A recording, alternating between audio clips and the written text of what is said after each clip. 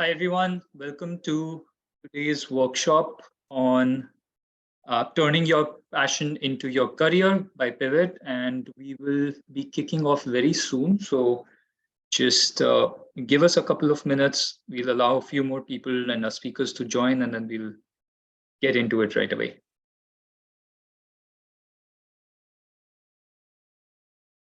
Vrinda, I see that you have joined already. Are you there? Yes, Arjun, I'm here. All right, great.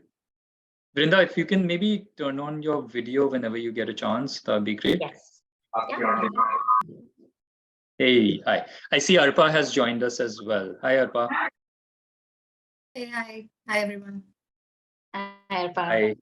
Hi, All right, Arpa, I was just sharing that we'll just wait maybe for a minute or two, give people a chance to wrap up at work and start joining in. We already have, at least 10 people here, but I know that a lot more have registered for this session. We'll also be recording this session, so in case people are in case not able to join, we will be sharing the link for recording later on as well.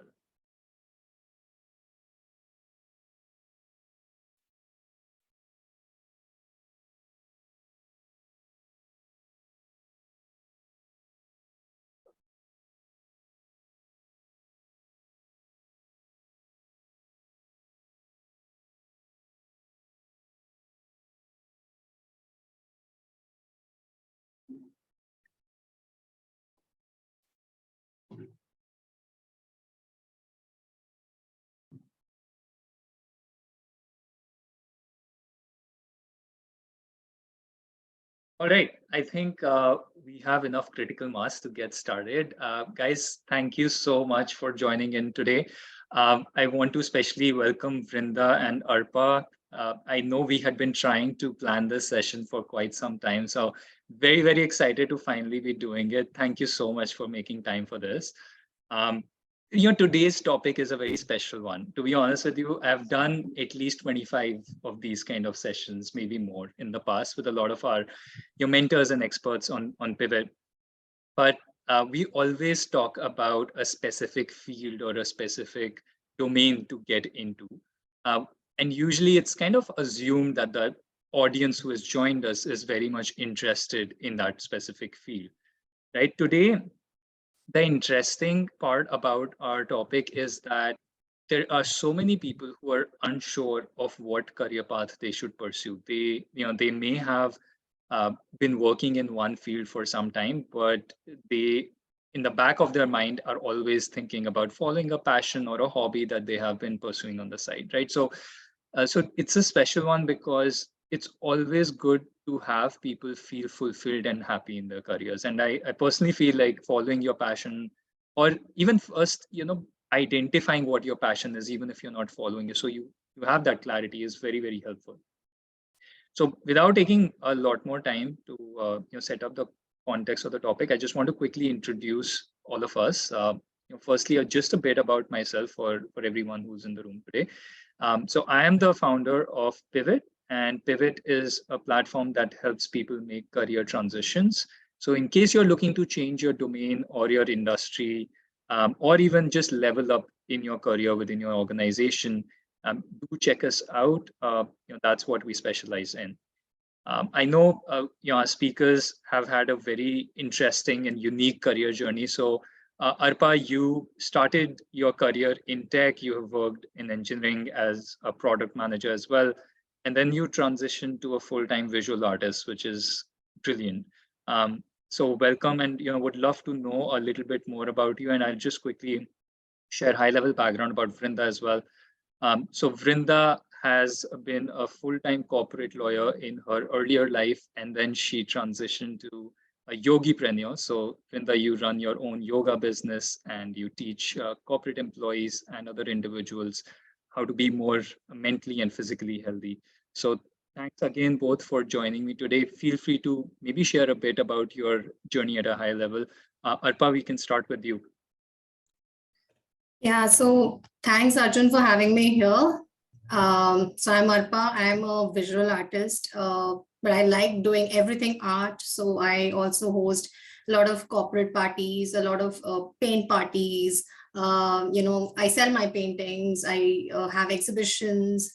So a lot of things. I'm also a therapeutic art life coach. So a lot of things art. I was in the IT industry. I was a seasoned IT, player for more than 13 years. So I've worked in multiple roles ranging from a software engineer to a business analyst to a product manager. And all this while I used to wonder whether, I could take up, painting or art as a career or not, till I finally, after 13 years, I finally took the plunge and I, decided that I'm going to be like a full-time artist. So I can call myself an artipreneur the way you called her a yogipreneur. So something of that. So that's about me. Brief about Okay, me. great. Thanks for sharing that, Arpa. Vrinda, you want to share a bit about yourself? Yeah, I'd love to quickly introduce myself as well. So I've actually been a lawyer for much longer than I've been a yogipreneur. It was only last year that I transitioned into, becoming a full-time yoga instructor, yoga coach, whatever you call it. There are different words for it.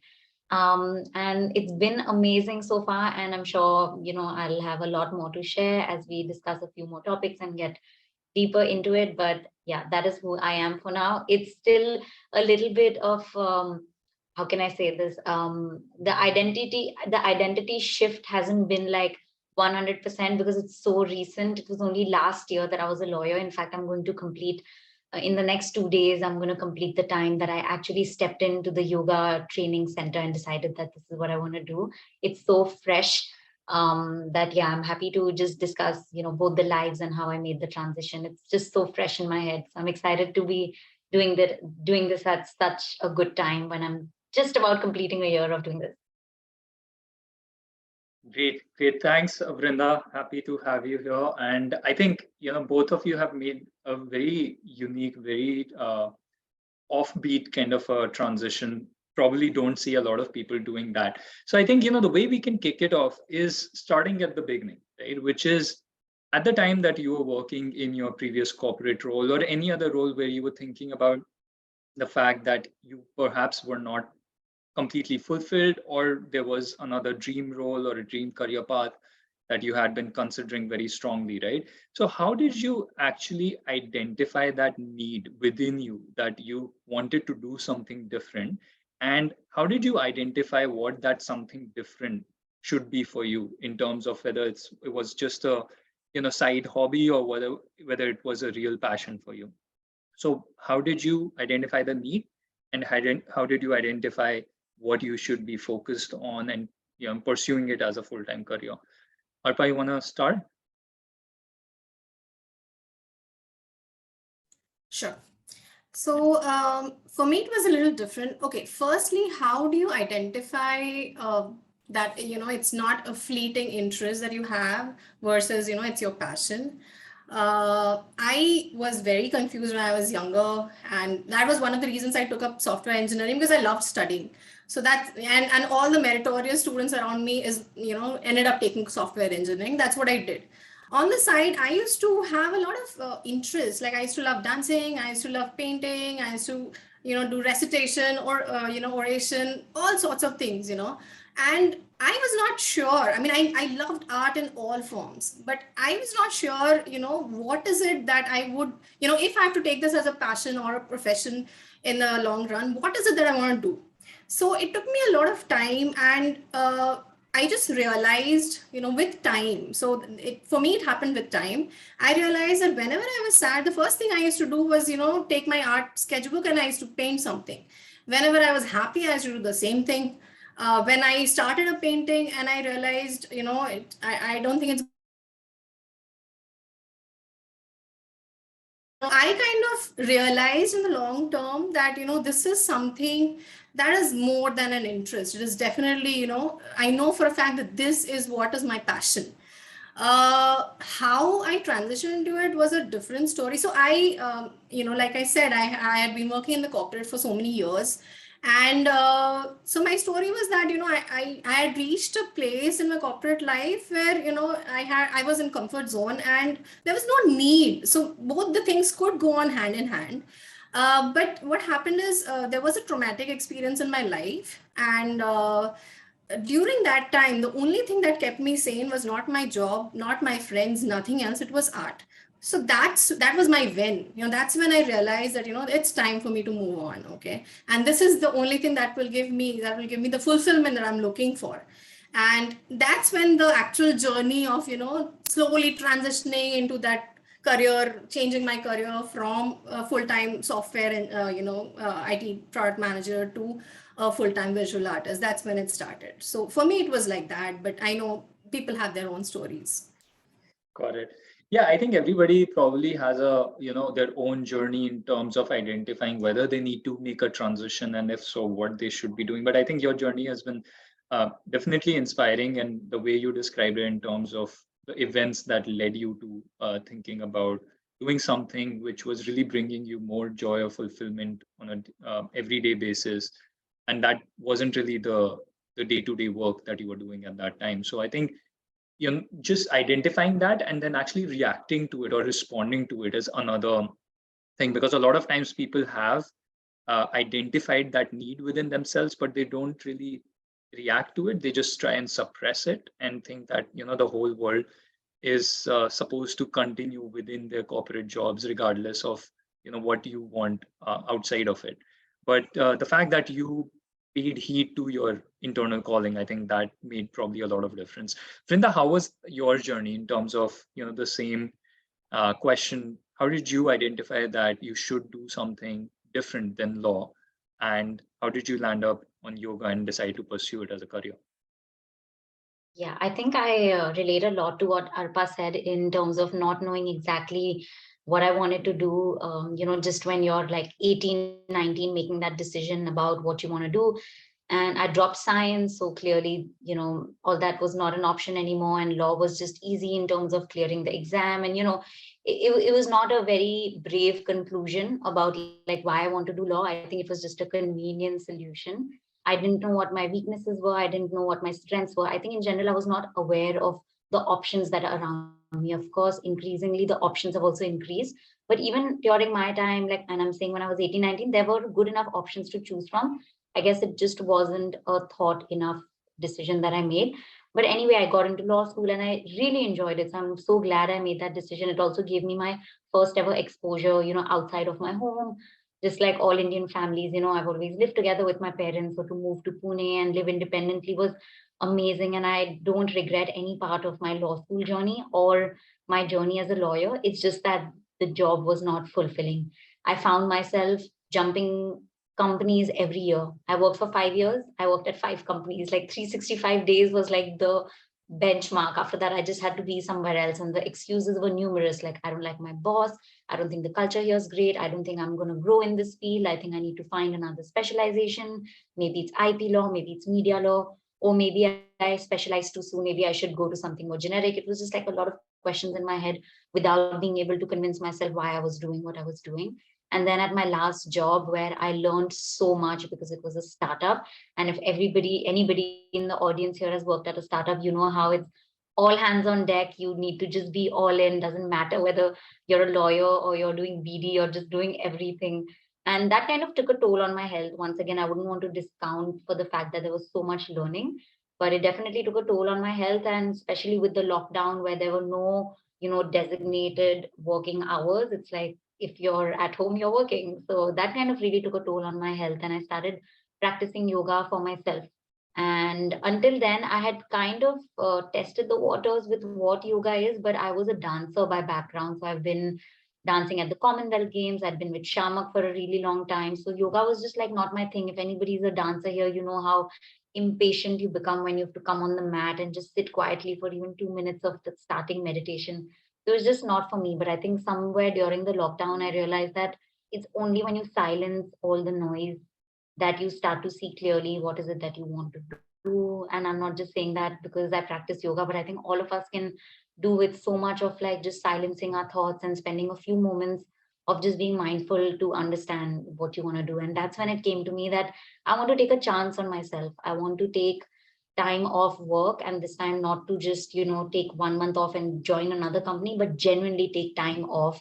It's okay if it means 2-3 months of not making money, 2-3 months of not having a job, but I really want to understand what is it that I want to do. So my husband, who Arjun you've met, and I traveled for a few months. He was also transitioning his career at that point. So it was just perfect for us to take that break and start traveling. And that's when I think during our travels, when we had no time on our laptops, we were meeting different peoples across different cultures, also had time alone by ourselves to understand what we really want, what our purpose is, which is such a big question. But yeah, that's when it came to me that I definitely want to do this. So I enrolled myself in a yoga teacher training program, and call it luck, or maybe I was working towards it all along. But before I could even graduate, I had clients come to me, and I'm not just talking about one-on-one clients. I'm talking about big newspapers who wanted to create content on yoga. I'm talking about corporates. So it all was just flowing in a way that I allowed it to flow. And even though the idea was to go back to practicing law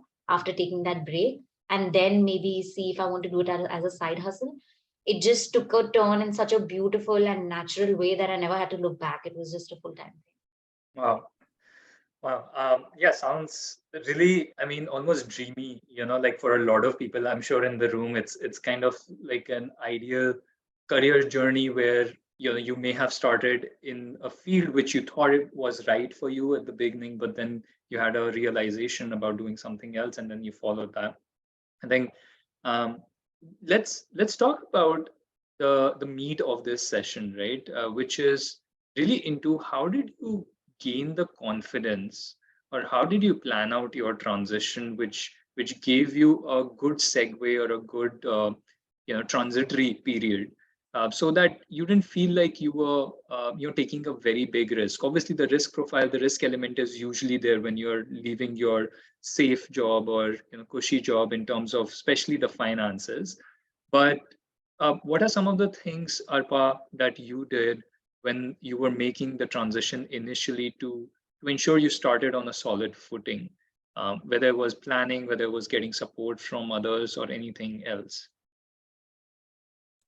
So, like I said, for me, it was not so quick, unlike Vrinda, where it was, it really happened quickly. For me, it took some time. So, from the time I decided that, this is going to be my purpose of life to the time I actually became a full-time artist, it was like more than 2.5 years.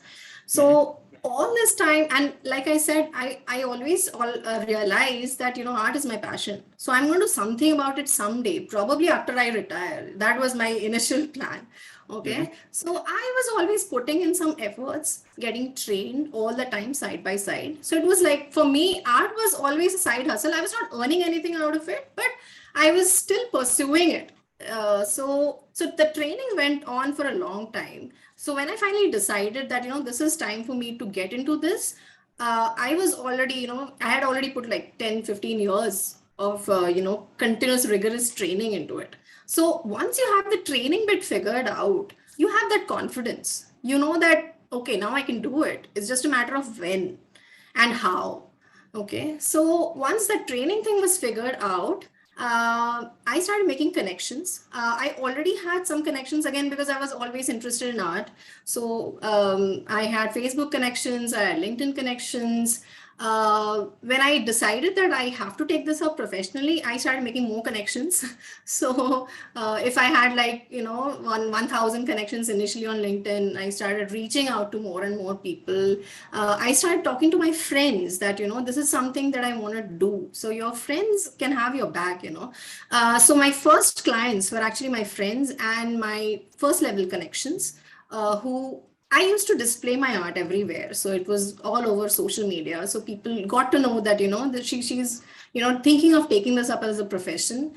I started getting my first order, and that's when I decided, okay, there's no looking back. I have to, so basically making connections, getting your trainings in place. So it could be, so for other people, for me, it was a different journey, but for others, you could, understand that, if there's some certification course, if there is some training, if there are some workshops, these are things that you need to do before you even decide to, set foot into the new world, right? So the trainings helped, the connections helped. Those are some of the things that I can think of. Got it.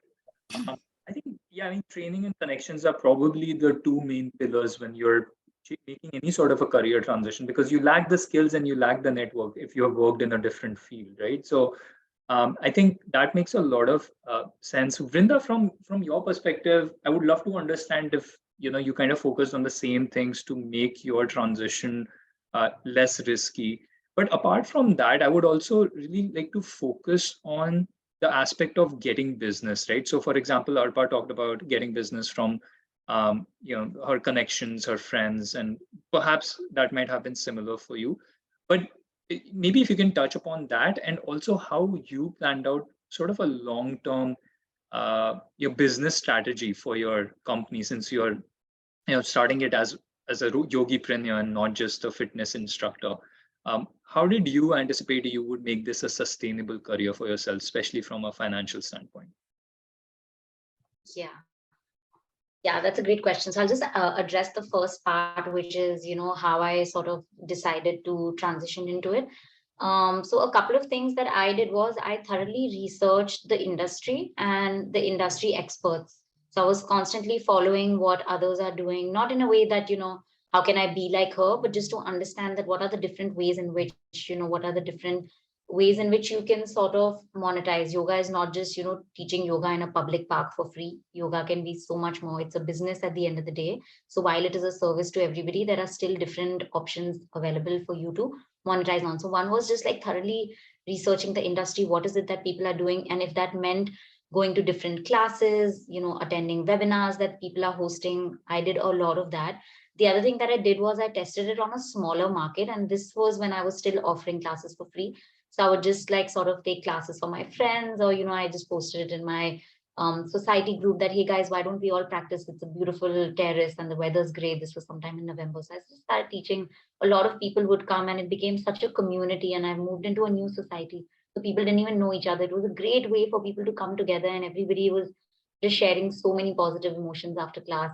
That's one thing that I did. So I would say research your industry experts. The other is test it on a smaller market. And third, like Arpa said, take time out to get certifications. Don't feel shy from just trying to upskill. And I don't mean just certifications, because I don't know how much I've learned from just certifications, if that makes sense. Like just getting my law school degree was not enough for me to be good enough on the job. Just getting my yoga teacher training certification was not good enough for me to start teaching. In fact, of course, I don't mean to boast at all, but out of all the teachers that graduated, I'm the only one who's teaching, because people come out of TTC and they're like, oh, but we're not ready to start teaching yet. Because that's not all you need, just a piece of paper. There's so much of other effort that's required from your end. And if you're willing to put in that kind of effort, you're going to be so great with that transition. Yeah. And coming to the other question that you asked about, how to monetize of it, or how to make it grow, I think it's very important to sort of set your niche. I know there are like arguments both ways. Some people say that don't start with a niche too soon in your career because you're going to limit yourself. But I think for me, it really helped me identify my target audience, identify what I like to teach. So for me, since I was coming from a corporate background, I was very clear that I want to go back to office. Maybe not as a lawyer, but as a yogi, because I see the importance of employee wellness programs and how it helps everybody. Even as an employer, you should see how helpful it is, because the productivity of your employees, how engaged they feel throughout the day, all has to do with their mental health, their physical health. So anybody is an employer here or from the HR, please invest in your employees. It's so important. So I established that from the very beginning that I want to start teaching at offices. I also established from the very beginning that I want to host a women's community. So I sort of established this niche. I also narrowed it down to what is the age group that I'm looking at, like maybe someone in their mid 20s to mid 40s.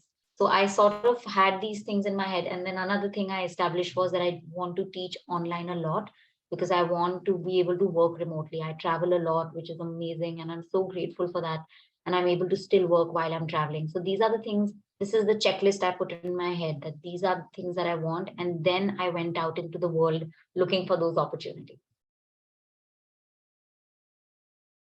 Well, I think a lot of people sort of just jump into it thinking, they'll figure things out on the way there. And I think it probably has to be a mix of that, right? You can't plan everything to a T, but I think going into any sort of transition where you're changing your career path without an deep level of idea of exactly what are the things you want to focus on, especially in the beginning, can really spread you too thin and make things a little complicated to manage if you have too many different balls up in the air.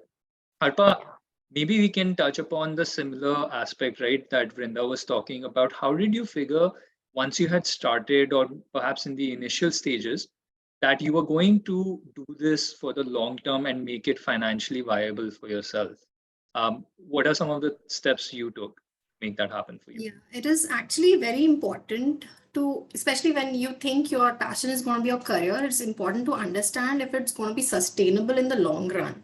So, I mean, I won't say initially it's going to be a huge financial success. It wasn't for me, at least, honestly. But I realized, and I was okay. My why to do it was so huge that, I was okay to make a few sacrifices initially in the short term. For me, I had a plan in place. I had a financial plan in place, which was very simple, very boring. I wanted to make sure that, I should be able to, meet my EMI expectations and, things like that. So when I was making that kind of money, where, obviously I wouldn't be making as much money as I was making in the ID business, but, at least I wanted to be sure that, I can pay off my bills. I ensured that I had savings for 3 to 4 years, so that even if something doesn't sell, some things don't work out right, I still have something with me. Okay, so I did those small checks because, like I said, I took a longer time to transition, so I was quietly planning these things out. But I had people, or I looked up to certain people whom I knew were doing really well after being in the art business for so many years. So I knew that eventually I'm going to be able to do that. But to start with, I think you should start with a plan. It's good to have a financial goal that you can meet, and once you do that, I think that's when you should take the plan. That's why 2.5 years, because the first year I was hardly making anything. Because initially you go free, you help, you basically paint for your friends, those kind of things. So it's only after 2 to 3 years that you actually start seeing some money coming in. So it's good to have a plan in place. That would be my advice. Okay. Before we take up the next topic, I just want to let everybody know, guys, we will be taking questions that you have for Vrinda and Arpa shortly. So please do share them in the chat section here. We want to give very personalized guidance and insights during the session based on your specific career journey right now. So yeah, do share your questions. But in the interim, what I do want to focus on as a next topic is using social media, or using marketing to create buzz for whatever you are doing, right? So early on when you're starting out, I think you said that the focus was primarily looking inwards in your network and trying to identify which kind of people you can target from that network, because it's a low hanging fruit. But Vrinda, like, I see that you have utilized social media, you have utilized certain other marketing channels to be able to showcase what kind of work you are doing within yoga, and generate perhaps more leads and business through that.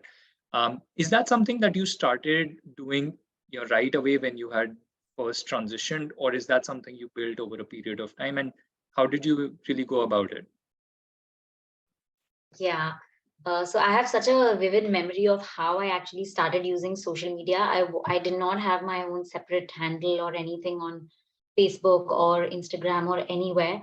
I was just scrolling through my Facebook groups, because I think that's a good place to see, where your potential target may be. And I was a part of one of, and I don't know if this tip will help someone, but it really helped me. I was a part of one of the Bay Area groups. It's called Bay Area Indians, and I was a part of it because my mom lived in the US for a bit, and that's when I joined the group. And I just happened to post on that group like, hey, I take yoga classes, does anybody want to join? Put my phone, went to sleep. I wake up in the morning, and that post had about 200 comments, like 200 people saying interested, interested, interested. It just blew out. And that's when I actually started a group specifically for Americans in Indians in the US. So that's why a big part of my audience is in the US. Just from that one post, I got that idea that social media can be such a powerful tool. Of course, the idea is not to sort of get into it and spend all your time on social media. That can take us to such a negative space, but to utilize it instead of misuse it. And since then, I've sort of put in more effort on my Instagram, on my Facebook, LinkedIn, not so much because, I'm working as a one woman team right now. So it becomes a little difficult to market, to raise invoices, to take the classes, to follow up for payments, and then to do your own practice. And then you have family and everything. So I'm just juggling a lot of things. But when I do have a team, which should be soon, I think the first person that I'm going to get is someone to do marketing and sales, because it's so important to be able to sort of gain power over social media and monetize it the right way. Yeah, it makes a lot of sense. Thanks for sharing that, that story or that example. Yeah, I mean, social media does hold a lot of power today, and you also perhaps need to test out different platforms depending on, what kind of audience you're catering to and what niche you're in. Arpa, I see you've done something similar, right? You have been able to leverage even LinkedIn. I think I'm not really active on other social media platforms, but on LinkedIn, I see that you have a very good community. Even today, there are certain people in the room who have joined primarily because they follow you and your work. So yeah, maybe tell us how you leverage social for your your business, for your artwork. So very similar to Vrinda, I had a very similar experience. I was, on social media on and off, so not very active. But like I said, when I started reaching out to my friends and connections, the first thing they said was start posting your art on social media. So I started doing it. And I was not aware of, how important LinkedIn is. I used to do that on Facebook. I used to do that on Instagram. There was a painting of Hare Rama, Hare Krishna, which I just posted on LinkedIn because somebody said, LinkedIn is for creators as well. Why are you not using the full potential of LinkedIn? So I just put it up and it had like, around 2000 likes and so many comments, like close to 300, 400 comments. And there were people who were like, do you have an art website? Do you have a studio? Do you have this? Do you have that? Where can we see more of your work? And that's how I made so many connections on LinkedIn.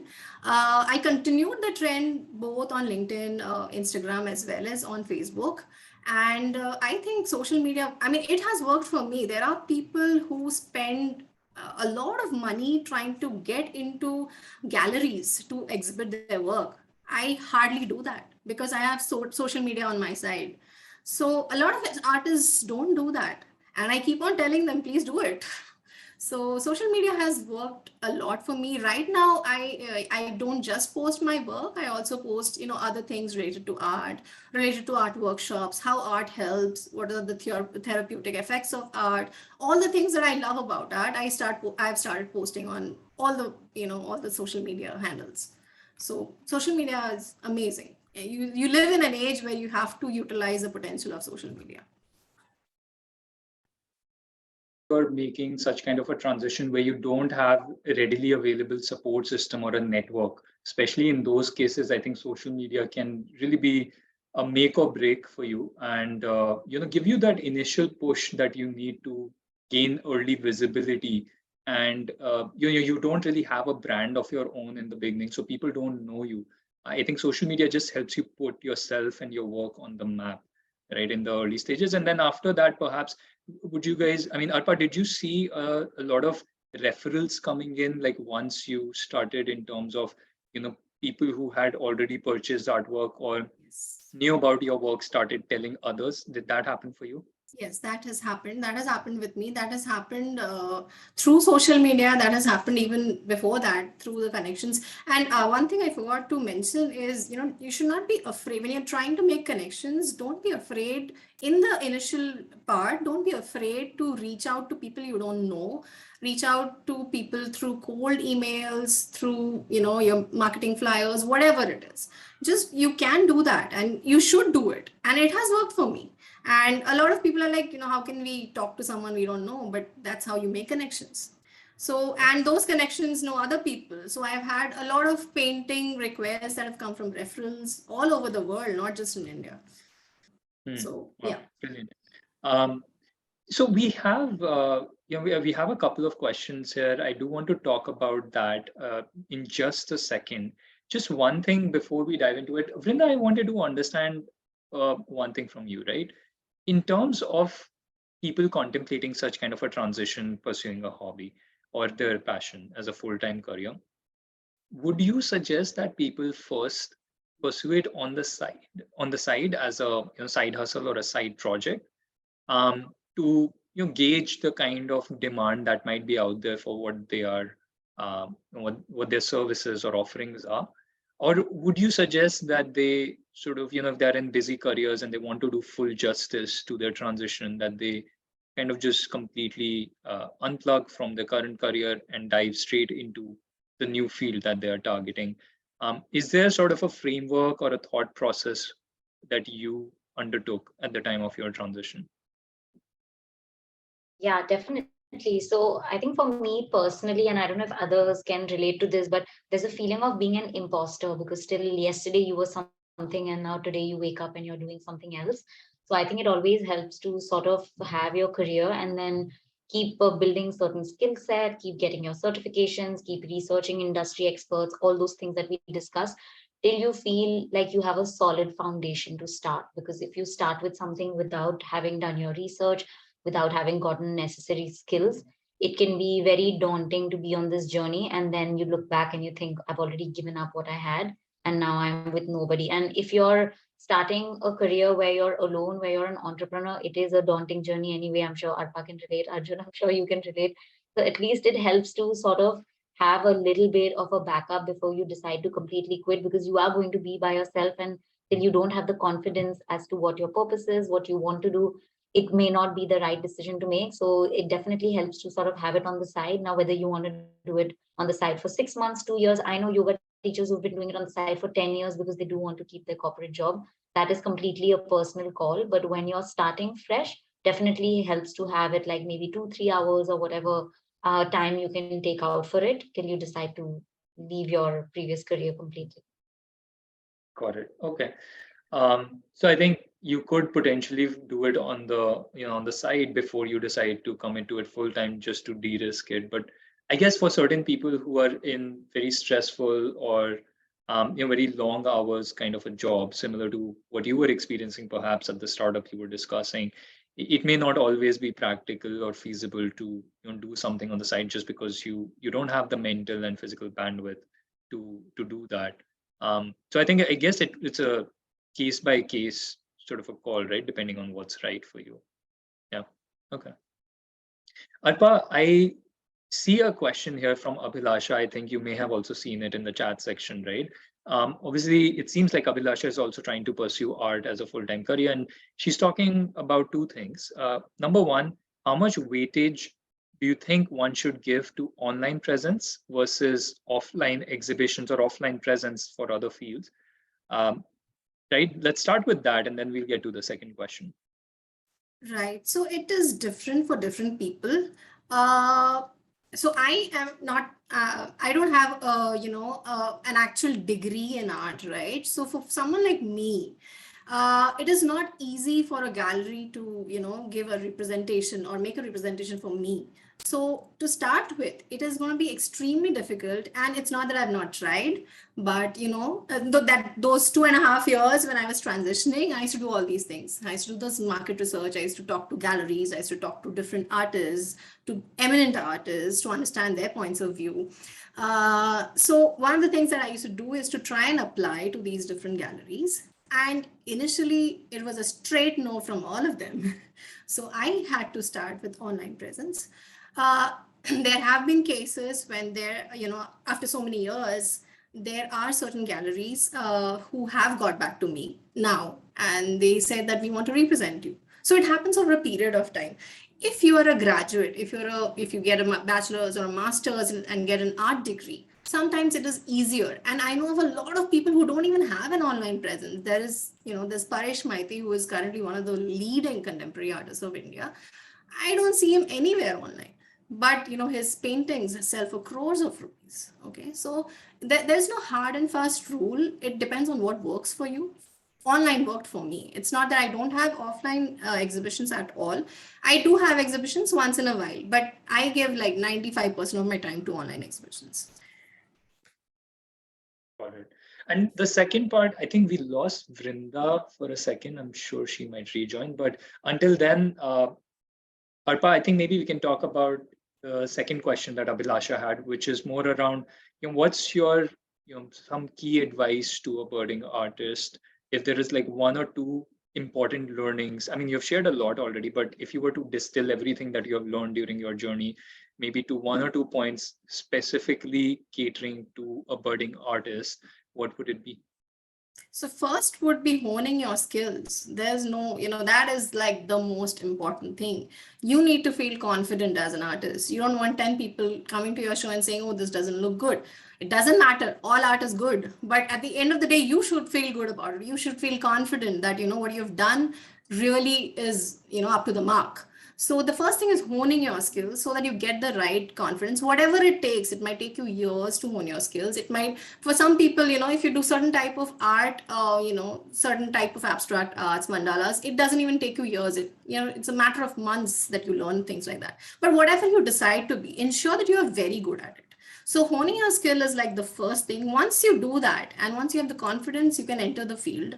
And like I said, you can do it in multiple ways. It can be something as simple as, just having a social media handle, which talks about your art, all the things that you really believe in, everything that, helped you, anything that is art related. Just have a handle so that you have followers who start, listening to you. They start, they start following you for the, kind of art that you make. So I think those are the two things that I would say. Okay. I think that's helpful. Abhilasha, I hope you got the answers you were looking for. Obviously, it has to be contextualized based on what field or what stage you are in exactly. But I think those were very good points. Vrinda, we have a question from Apurva, and I think it touches upon something you had shared earlier with regard to, having a team or making your first hire, right? So, I mean, Apur's question is more in regards with, do you have a team? And if so, when is the right time to start thinking about building a team in these kind of careers where you're pursuing, solopreneurship or a passion-led career? And I just have a related question to that, right? One is around when is the right time to build a team, and if so, how do you go about it? But the other is until you do that, and it could take several months or maybe years to even get there. How do you actually manage things on your own? As Vrinda, you were talking about juggling so many different tasks, right? Apart from your core like yoga instruction sessions, you're doing so many other things with regard to marketing and raising invoices, all of that. How do you have those internal processes set up so that that you're optimizing your time and being as efficient as possible? So yeah, two-parted question, I would say. Yeah, so in terms of how to be efficient, I think it really helps to have certain tools in place. Like I heavily rely on apps like Asana, I heavily rely on apps like Google Calendars so that you don't spend too much time being on a task and then you realize you're running out of time. So waking up every morning with a purpose like this, these are the three things that I want to do apart from my everyday stuff like taking classes, right? Like these are the three studios that I'm going to message today so I can start teaching there. These are the people I want to get connected with from the HR department so I can start teaching at their companies. So I think it helps to like wake up with a ambition, but at the same time not putting too much on your plate, because what was happening is when you just start off, you're also very ambitious, you're very high on energy, and you put too many tasks on your plate and then you end up feeling overwhelmed. Like this happened to me just in the 6-month mark period, and I felt almost as overwhelmed and burnt out as my corporate job. And I was like, wake up, Vrinda, this was never the point. The point was for you to have a career that you can sustain for a really long time, and more than anything, be happy, be around people that you love. It can never be about just making money and going to the grave, if I can just bluntly put it like that. So that's when I started to take a step back, and I am at this point as we speak today about how to build a team. It's just something I was considering today because I want someone to be able to do a good job with marketing. I don't have the marketing skills. I can definitely look at a contract when someone sends it to me, which I see a lot of because I also make content with a lot of fitness platforms. I'm good at that, but that is where my expertise lies. I'm good at teaching yoga. That's where my expertise lies. I want to sort of start giving the work over to someone who can be good at marketing, who can be good at, I'm sure there are many other things like just invoicing and finances and stuff like that. Maybe it's time to, have a CA for my business other than my personal finances. So definitely recommend having a team. Got it. In the beginning, though, and Arpa, we'll get to you as well to get your thoughts on this later. But in the beginning, Vrinda, when you are just starting out and you may not have the, financial bandwidth or wherewithal to hire people, have you explored, platforms like Upwork or any other freelance platforms where you can get somebody relatively, in a more cheaper or affordable manner, right, for part-time work? Or is that something you feel like would not really work for you, and best would be to get someone full-time when you're ready for it? Yeah, that's a great question. The good thing is that, like I mentioned earlier, my husband and I both sort of transitioned into being entrepreneurs for the first time. So there's so much that I'm learning from him, also because he's been an entrepreneur before. So Upwork is actually something that he recommended to me. And I haven't looked into it as yet. I just got a feel of the platform. I made an account, but I think there's great potential to get people from a place like Upwork, because so many people are freelancing these days, just like us, right? Right. So that is definitely a suggestion I am going to take from you and from my husband. All right, great. Arpa, yeah, I think a similar question for you, right? Like, how do you manage your time in a way that still feels like, you are staying sane, managing like, five different things? It's kind of like, what image comes to me probably is in one of your artwork where one of the gods, right? You have five hands, you're doing like five different things simultaneously, right? So maybe sometimes you feel like that god where you need those five hands. But tell me a bit about your journey of managing all these different tasks in your business. So what worked for me was that I've been a product manager for a very long period of time, and as a product manager you are supposed to do so many things. You're supposed to help marketing, you're supposed to talk to the clients, you're supposed to write requirements, all those things. So I do what I used to do earlier as well. I have a plan in place and I just follow it. It does not always work. There are clients who would come one middle of the night someday, and they'd be like, I'm going to US, so you have to finish this painting in the next 2 days. So those things also happen. But otherwise, that's what keeps me sane. So I, every morning I have a plan in place. I try to stick to it. I also do have a lot of help. So like, for example, when I conduct workshops, I still don't have a team, by the way. So when I conduct workshops, most of my friends come out, they're like, okay, we are going to help you out, or my husband comes. So I'm still managing that way, but I have considered, so there are people now that, I am sort of experienced as a visual artist and people see my work. There are people who are coming up to me, the junior artists who are coming up to me, and they're like, can we help you out? Can we get some internship? Can we work for you? So though I have started considering those requests. So that's how I'm going to, so that will be very helpful, especially when I have to cater to multiple clients. So if it's a workshop, it'll be good if, apart from me, there's a junior artist who's also helping people out, right? Instead of, me going to each one and all the time, and, so I can have more people in the workshop. Right now, I don't take workshops more than 20 people, 15 to 20 people. I can probably, take bigger workshops. So if I have help, I have still not considered the tools that you have suggested, but I think it's a good idea. Okay. Great. I think we can move on to the next question we have here from Naren. This is an interesting one, and I would love to hear, Vrinda, your thoughts first. So Naren's question is more about your experience working with clients and both good and bad situations. I think the good ones probably are more straightforward to handle, right? I mean, nobody ever complains about an easygoing client who just loves your work and pays you on time and gives you referrals and stuff. I mean, that's the dream. So maybe you can talk about like how do you try and get more clients who are like that, but at the same time focus a bit more on how do you handle any difficult situations in terms of acquiring or retaining clients. Yeah, that's a great question. So when you first start off, your clients are your whole world. You're trying to make something for them, because it's also kind of putting a value to your services, because the more clients you have, the longer they stay, the more you think you're good at what you do. But one thing I came to a conclusion and realized very soon is that, whether it is a painting or whether it is a yoga class, that is just a very small part of your client's day or time, right? So you shouldn't take things personally. Like most clients, will not pay on time unless you follow up. Most clients will, if they miss a session, it's on you to, sort of find out where you can get the time to make up for the session. Of course, you should also have your policies in place, like whether it is a painting or a yoga class. If you've paid for it, you cannot cancel 24 hours before, things like that. So I think one thing that really helps to be able to manage clients, and sorry if I sound too much like a lawyer, but is to have your terms and conditions in place. When can you cancel, when you can't cancel, when you're supposed to pay, when I raise the invoice, how does the whole process work? So if not a contract, then at least a message or an email. So that really, really helps to be able to manage your clients well. And I don't believe there's anything as good or bad clients. In my experience, there are just busy clients, and then there are very, very busy clients. So the people that I cater to are still very much in the corporate world. And I think that is how they also connect with me, which is great. But what I need to remember sometimes is that they are not thinking about the yoga class all the time like I am. They have a lot going on. So yeah, that just helps to know, and it helps you to not take things too personally and keep things a little more in perspective and be empathetic about other people's schedules and times as well.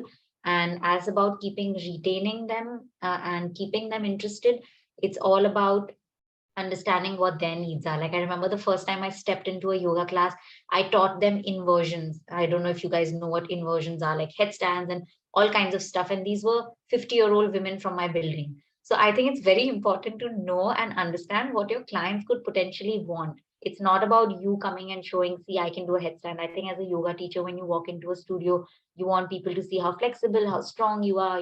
Same thing with an artist, if you can relate, like you want people to see, like, look, I made this, it's so beautiful. But is it something what someone else would want to buy, or is it something what someone else needs? Like if someone is coming to me saying that they've got hip pain, I'm not going to make them do shoulder mobility, right? So it's as simple as truly trying to understand your clients and being of service to them completely. So that's how you retain them and keep them interested. The lawyer part of you, I think, gave very sound advice, which is having the right kind of terms and conditions. I think more than terms and conditions, which makes it sound very rigid and complicated, I think it's just setting expectations early on in written with your client, right? So everybody's on the same page. You do that over email, in a short summary, or you do it, with a 2-3 page contract. I think it depends. Probably for the higher value, higher ticket kind of contracts, you want to have something more solid in place, but something that is relatively more reasonable, you want something straightforward. But having something which clarifies to both parties what you are entering into is helpful. I think once you reach a certain critical mass, I think makes a lot of sense. Arpa, I don't know if this question would be very relevant for you, right? Because I mean, Vrinda's job is to really interact with people and teach them. I think for you it's more about kind of selling the work that you have come up with. So I wonder, like, if you have to think about some of these things that we are talking about, where you are trying to acquire new clients, or you're trying to retain or manage the existing ones. Is that something that's relevant for you? It is relevant because I also conduct a lot of art workshops and paint parties. So that works very similar to how Vrinda's work goes. Handling corporate, I feel, is much easier. They have a better understanding. They understand policies. They understand expectations better. The problem is when you have these individual clients who are not corporate. They will bargain with you. They will, mess up with the timelines. They'll do all sorts of things, and you have to be patient. So patience is the key. You have to be good to the client. At the end of the day, the client is a king. So, you have to be good to them. So yeah, like I said, so having policies in place, trying to make them understand. I have learned one thing. I have learned to be shameless. Okay. So there was a time when I used to be like, how can I ask this guy for money?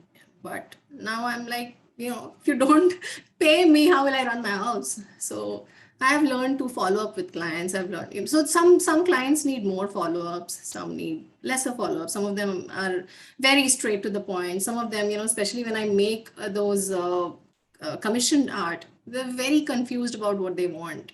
So again, my work in the product management helps me out to do all those stakeholder management, understanding the requirements. Sometimes I have to do a lot of pivots. It's almost like an agile work frame.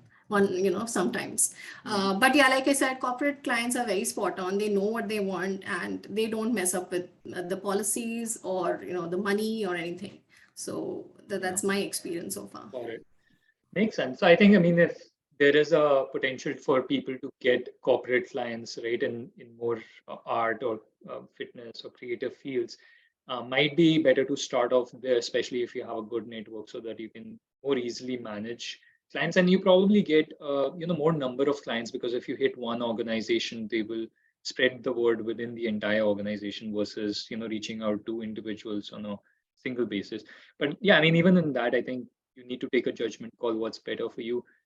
One thing that you guys have been talking about, with regard to retaining clients is, making sure that you follow up and you don't let yourself come in the way of, getting what you had agreed upon, right? So don't feel ashamed, don't feel bad about following up. I think that is going to be important when you're starting out on your own, because sometimes in your corporate job, you don't have that skill set, or you don't need to, follow up with people to get your money or to get things done on time.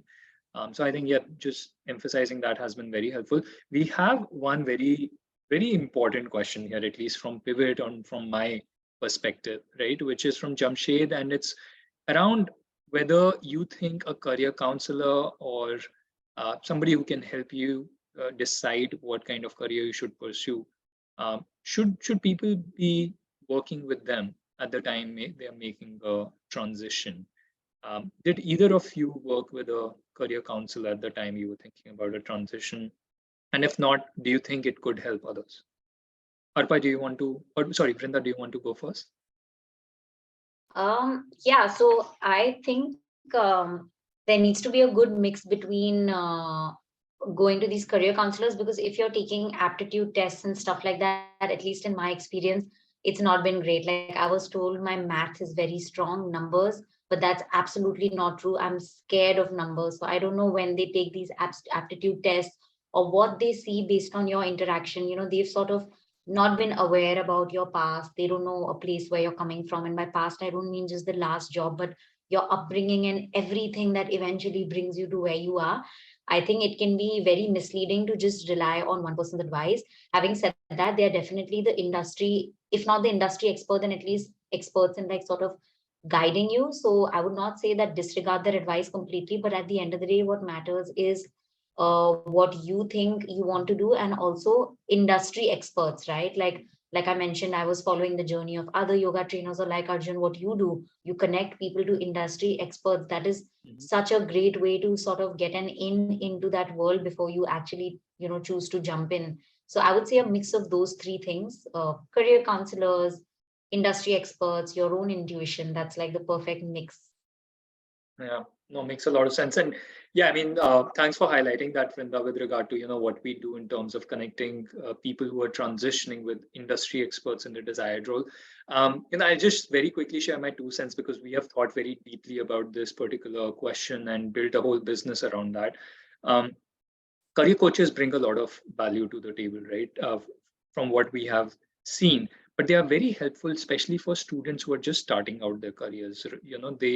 They have those aptitude tests. They have spoken to a lot of other students to know how someone who has not really had a full-time experience, should be thinking about starting in the right career field. But at the time you're making a career transition, usually there is a strong impetus, strong desire inside of you, which is telling you to make that transition. So talking to the experts can be very helpful in identifying whether you're a good fit for that field that you're aspiring for. And if so, what are some of the practical steps you can actually take that will work for you in achieving that role? Some of those things may not come from a career coach necessarily, because they just don't have the experience of working in that field, right? So they're very good with initial advice when you're starting out in your career and which line would be good for you. But if you are an experienced professional, industry experts can also make a big difference. So I think we have covered that one. Arpa, maybe we can take up Apur's question with you. which is also a very interesting, very pointed question around how do you decide on the value or price of your service or product when you're starting out. Um, I'm sure Vrinda, Arpa, both of you must have thought deeply about this and probably do a lot of experimentation around what works, what doesn't. But Arpa, yeah, how did you think about this in a objective or more structured manner? So that's actually a very pointed question. And obviously, like most of us who are just starting out with something new, we didn't know where to start with.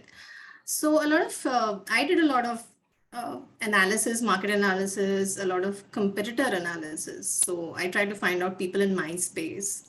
And, I used to talk to them, and some of them became my connections. So I used to talk very freely with them. I used to discuss that, I'm starting out. I know that I'm starting out, but I have so many years of experience. I've been practicing art since the time I was a kid. So I don't think I can, price my painting as another fresher, who's just starting out. So, and you have been there in this field for so long. What do you think should be the minimum expectation that I should have from this? Okay. Of course, other things are taken into consideration, like, what size are you making, how complex it is. So in my case, at least, if it's a painting, I need to take care of those things. I talk to a lot of people, and I finally listened to my heart and I decided on a price. That's what I did, honestly. But yeah, you need to know where the market is, and how people price their products. That is very important. Share your quick thoughts on this, and then we will start to wrap up soon. Yeah, I think I just want to add that it's all about how you position yourself. If you're confident in your abilities, it's very important to show all that you know and all that you've learned. And that basically comes up into a number, which is the price that you're quoting. So I know so many teachers who've done their like 3 or 4 teacher training courses. They're also doing their PhDs, and they've gone into like really the depth of yoga, gone into all the scriptures, and they're still charging a pittance. And I asked them, why are you doing that? Because I am, again, I don't mean to compare, but genuinely, if you had to compare me to them, I am so new. I'm such a baby in this world, and I still know my worth. So why are you shying from increasing a price? Ask for it because you deserve it. Very well said. I think India has typically been seen as a price conscious country historically, at least. And a lot of people come from that mentality that, even though their work or the value they're adding to their clients' lives might be a lot, they just want to make sure they maximize the number of users or clients they get and also maximize their revenues because they feel like they'll be missing out on a lot of people who are price conscious. But I think that trend is sort of changing. And I think both of you have highlighted that in terms of you're speaking with other experts, getting to understand, what is the right value that your product or your service holds in the market. And also like weigh it against your own requirements and your internal analysis of, what you think you should be charging, and make it financially sustainable for you, because that's the other part of the equation, right? How much you need for you to sustain your livelihood. All right, I think we have covered a lot of ground here, and we have actually gone beyond our initial start time with a relatively small audience, but very engaged one. So I'm thankful for everybody who could join us today and ask all these great questions. I hope it was insightful for you and that it inspires you to follow, whatever passion or hobby that you might have been considering. I have shared links for both Arpa and Vrinda's profiles here in case you would like to reach out to them, connect with them, discuss further about your own career transition. Give it a try. And the last thing which I'm just going to share here is the link for Pivot, which is mypivot.work. Do check us out in case you are looking to speak with industry experts about your transition or any other personalized support you need to make that transition. Arpa, Vrinda, thanks so much again for joining today. And I think this was a fantastic session. Anything else you both want to share before we wrap up? No, I think I'd just like to thank you, Arjun. I think you're doing some phenomenal work, and to put this together and bring me and Arpa for this chat, it's been amazing. Great. Yeah, thank you so much, Arjun, for having us here. It was amazing. I had a great session. Okay. Perfect. Really glad we could do this, and I hope everybody has a great rest of the week. We will be following up with people in terms of sharing the recording, and also in case you need any support on your transition. But thank you, and have a good night. Thanks. Bye, everyone. Hi, everyone.